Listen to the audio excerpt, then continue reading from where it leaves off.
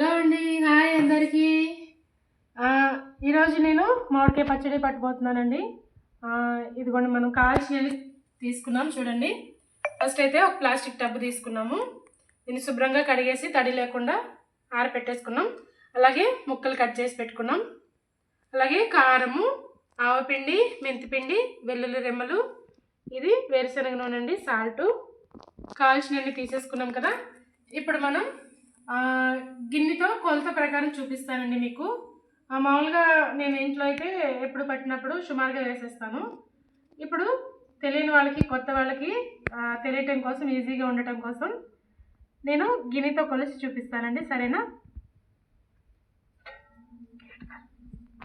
ఇదిగోండి, ఒక గిన్నె తీసుకున్నాం అనమాట. ఏదైనా సరే ఒక గిన్నె తీసుకొని ఆ గిన్నెతో ముందు ముక్కలు కొలుచుకుందామండి. ఎన్ని వస్తాయో చూద్దాం.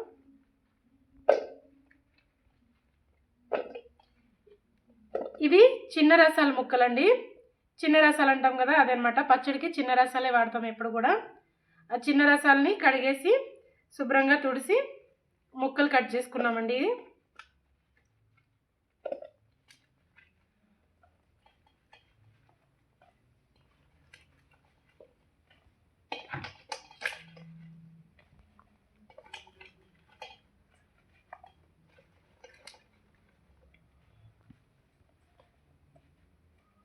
ఇలాగా ఇదిగోండి, ఇప్పుడు ఇందులో వేసేస్తున్నాను ఒక గిన్నె.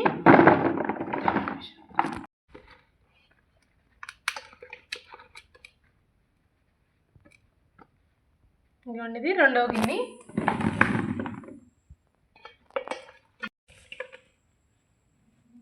ఇది మూడవ గిన్నె అండి. ఇది నాలుగో గిన్నె అండి. 4 గిన్నెలు అయినాయి. చూసారు కదా, 4 గిన్నెలు వేసుకున్నామండి ముక్కలు మనం. ఇప్పుడు ఇందులో మనం ఉప్పు కారం కూడా వేసుకున్నాం. చూసారు కదా, మనం ఈ గిన్నెతో 4 గిన్నెలు తీసుకున్నామండి ఈ ముక్కలు. ఇప్పుడు వీటికి మనం కారం, మామూలుగా 8 గిన్నెలు అయితే ముక్కలు, ఒక గిన్నె కారం వేస్తామండి. ఇప్పుడు మనకి 4 కరెక్ట్గా అయినాయి కాబట్టి సగం గిన్నెనే కారం వేసుకోవాలి. ఇందులో సగం కారం వేస్తున్నానండి.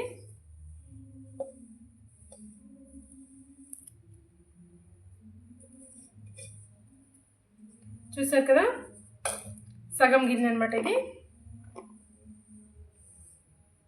మనం ఏది తీసుకున్నా కూడా సగం తీసుకోవాలన్నమాట. అలాగే ఇందులో సాల్ట్ వేస్తున్నాను. అయితే ఇందులో మామూలుగా అయితే కళ్ళుప్పు వేయాలండి. కళ్ళుప్పుని ఎండబెట్టుకొని మిక్సీ వేసి చేసుకోవాలి. కాకపోతే నేను ఇక్కడ సాల్ట్ తీసుకుంటున్నాను.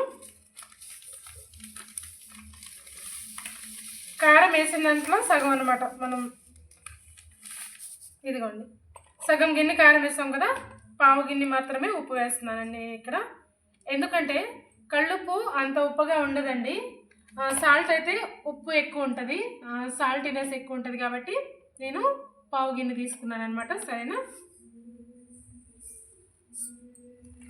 అలాగే ఇక్కడ మనం ఆవపిండి, మెంతిపిండి తీసుకున్నామండి. మామూలుగా అయితే మనం కారం ఎంత వేస్తామో ఆవపిండి కూడా అంతే వేయాలండి. ముప్పావు వంతు ఆవపిండి వేస్తే పావు వంతు మెంతిపిండి వేస్తామండి. ఇప్పుడు మనం సగం తీసుకుందాము. మనం కారం సగం గిన్నె తీసుకున్నాం కదా, ఇదిగోండి. చూసారు కదా, సగం గిన్నె.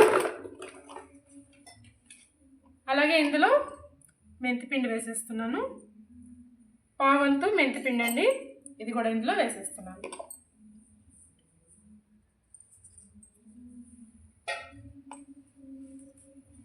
అలాగే మనం వలసి పెట్టుకున్న కొన్ని వెల్లుల్లి రెమ్మలండి ఇందులో వేసేస్తున్నాను. దీనికి కొలతేం లేదండి, మనం తినేదాన్ని బట్టే వేసుకోవాలి. నేను ఇక్కడ పావు కిలో అంటే కొంచెం తక్కువ అనమాట, ఒక 200 గ్రాములు అనుకోండి, అని ఒలిచి వేసాను అనమాట.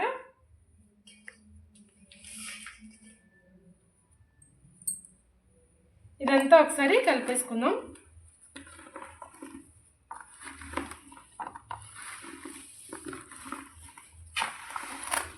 మనం వేసిన ఈ ఉప్పు, కారం, ఈ పిండిలన్నీ కూడా బాగా ముక్కలకి పట్టేలాగా కలుపుకుందామండి.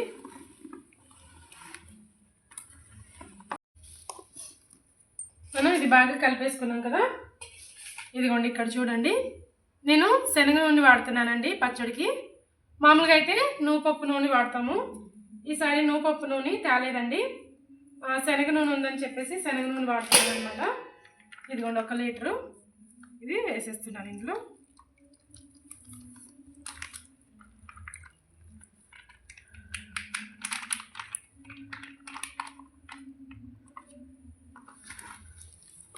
మనం ఆయిల్ వేసేసుకున్నాం కదా, బాగా కలిపేసుకోవాలి.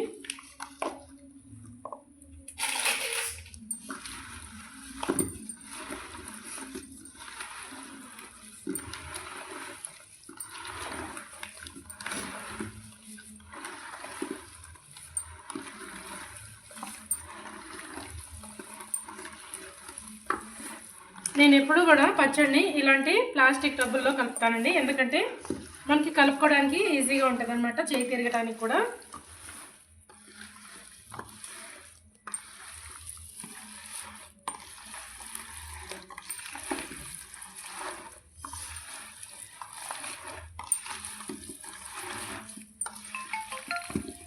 కారం కూడా మనం పట్టించిన కారమేనండి అది. లేదు మనం కొనుక్కోవాలనుకుంటే కాశ్మీరీ చిల్లీ పౌడర్ వేసుకుంటే కారం తక్కువగా ఉంటుంది, కలర్ ఎక్కువ ఉంటుందండి. లేదంటే 3 మ్యాంగో అయినా వేసుకోవచ్చండి. పచ్చళ్ళకి 3 మ్యాంగో కూడా చాలా బాగుంటుంది. మేమైతే పట్టించుకుంటామండి ఎప్పుడు కూడా. మా అమ్మ మక్కో పట్టించి ఇస్తారనమాట కారం. ఎప్పుడు పచ్చళ్ళకి మేము పట్టించిన కారం మాత్రమే వాడతామండి. ఇలా మొత్తం కింద వరకు మొత్తం కలిసిపోవాలన్నమాట. అలాగే ఇందులో ఇంకొక సగం ప్యాకెట్ ఆయిల్ పడుతుందండి. అయితే ఇప్పుడు వేయనమాట, రేపు వేస్తానమాట. ఇప్పుడు ఇలా కలిపేసి ఉంచితే రేపు ఒకసారి కలిపేసేసి అప్పుడు ఇంకా ఆయిల్ వేస్తానండి.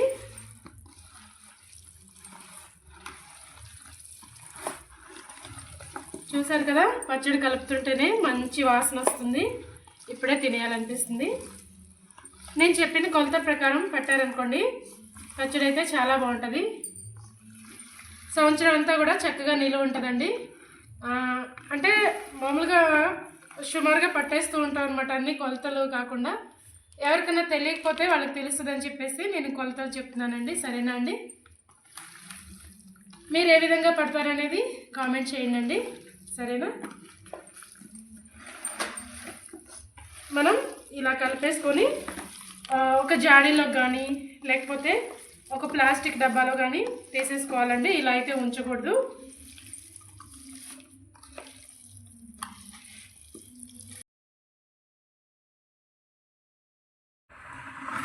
చూసారు కదా, ఇది ప్లాస్టిక్ బకెట్ తీసుకున్నానండి నేను. మనం గాజు జాడీలో కూడా పెట్టుకోవచ్చు, లేదంటే ప్లాస్టిక్లో కూడా పెట్టుకోవచ్చు అండి. ఎందుకంటే నేను దీంట్లో పెట్టడం 3 రోజుల తర్వాత కలిపేసి ఒకసారి ఉప్పు ఏమైనా పట్టిద్దామని చూసుకొని ఆ తర్వాత మనకి దేంట్లో కావాలంటే దాంట్లో తీసుకోవచ్చండి. ఇప్పుడు ఇది మూత ఉన్నది కాబట్టి నేను ఇందులో తీసుకున్నాను. అలాగే ఇందులో ఫస్ట్ కొంచెం ఆయిల్ వేద్దామండి అడుగున. ఇదిగోండి, ఇది శనగ నూనె. అలాగే ఇప్పుడు మనం కలిపి పెట్టుకున్న పచ్చడి అంతా ఇందులోకి వేసేసుకుందాం.